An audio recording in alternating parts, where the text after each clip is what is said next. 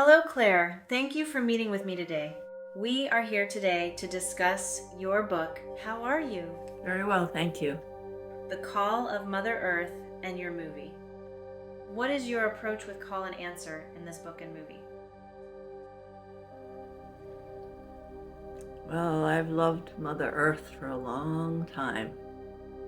And I've also loved the idea of call and response ever since I was a little child in a crib in my grandparents' house. Because my grandfather used to come up the stairs in the morning and say, "Good," and I would call out from my crib, "Morning, good morning." And ever since then, I have loved the theme of call and response. And I feel that humanity needs to wake up to the need of Mother Earth to be treated more beautifully, more generously, more graciously, more appreciatively, and that perhaps humanity needs to be taught this. So in my book, I have Mother Earth calling out for help, and she feels only a being of light could help her now. She doesn't feel humanity is there to help her right now. So the being of light comes down onto the mountaintop on a moonless night, and villagers below see her light and they wonder, what could that be? Who could that be? One villager decides he is going to find out.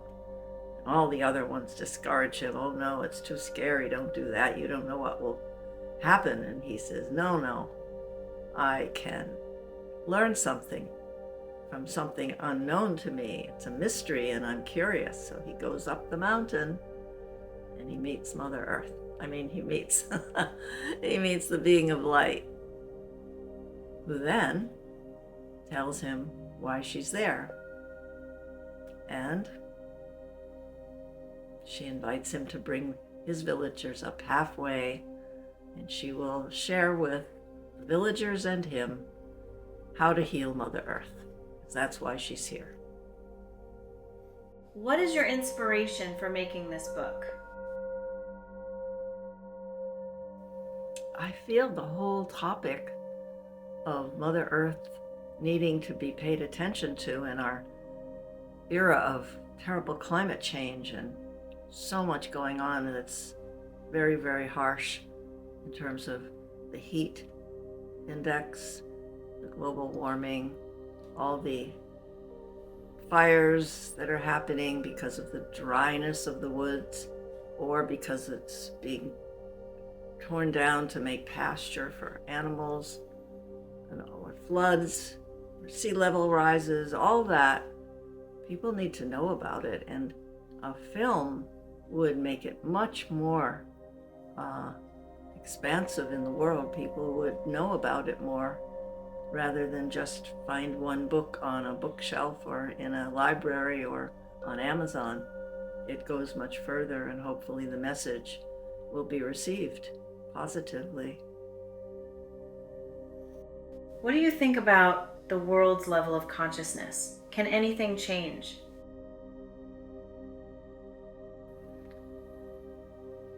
I have great faith that this kind of message that comes from this book, from this movie form of the book, will change consciousness, especially young people who are very aware of the climate crisis. I do think, and I pray, that not only will they learn the facts that they're not knowing right now, but they will want to do something about it and change their lifestyle. How do you feel about making this book into a movie? This is a brand new idea for me. It's very exciting.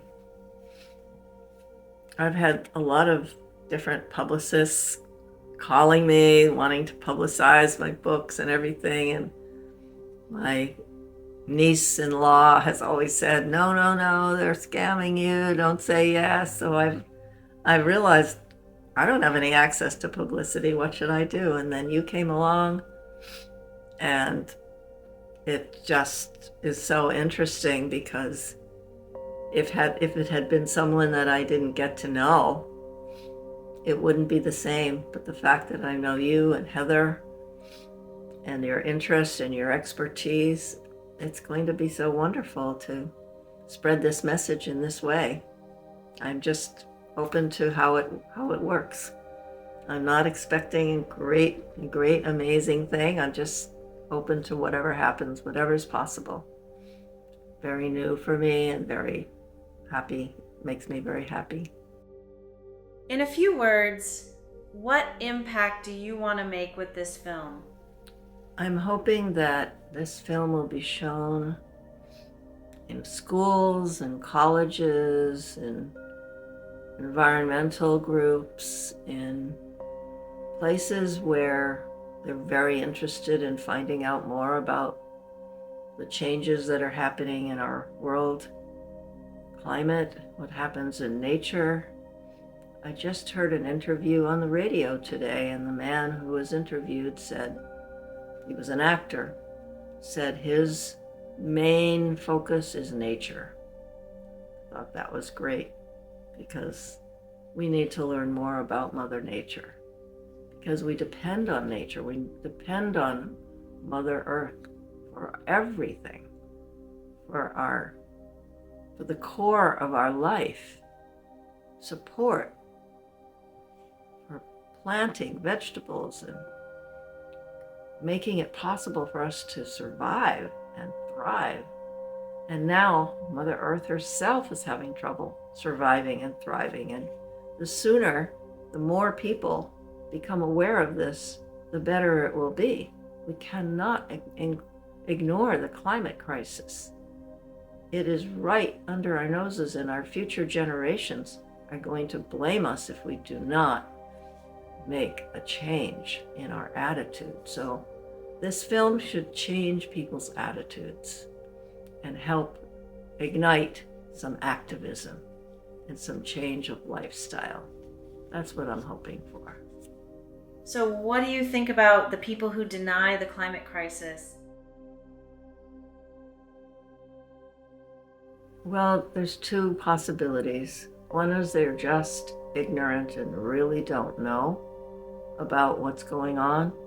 And some, of course, may not be interested. But others, unfortunately, are ignoring it because they want to, out of greed, make profit.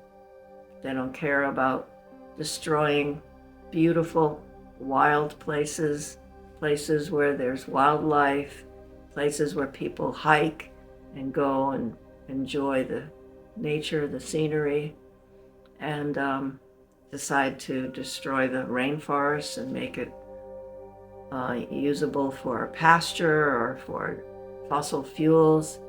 It's desecration. And I would like to be able to have a really major talk with them and tell them what the facts are. And maybe have a convocation of all people who would like to know more about it. And even if they wouldn't like to know more about it, perhaps let this film be shown, no matter whether they want to see it or not. I don't know. It's got to be some way to reach them because they're listening to, some of them are listening to lies, and some of them are just ignorant and don't care. And that's very sad for our future generations, and including our own generation. It's already happening now.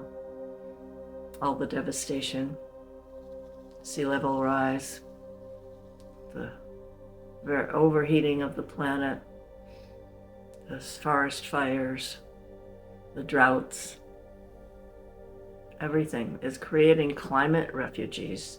We have refugees for many reasons, but also the climate. I saw a documentary about that once, and there's islands that are getting submerged. And even New York City is an island. It could go under. We don't want it to, but it could. And so we really need to be made aware. Do you want to read a little of your book? I would like to read the dedication to start off, if I could. To the one mother of us all, Gaia, our Earth Mother, that she may feel loved, respected, and cherished. That she may be restored to her natural state of abundance, generosity, and perfect health. That her wisdom may be heard and honored. That human beings cease to cause her and themselves further suffering, and instead partner with her in the great work of awakening, in the recognition that how lovingly we relate to Gaia, the body of our body, our planetary home, is how truly we care for our own selves. So may the healing arising from this poetic narrative be a blessing for generations to come.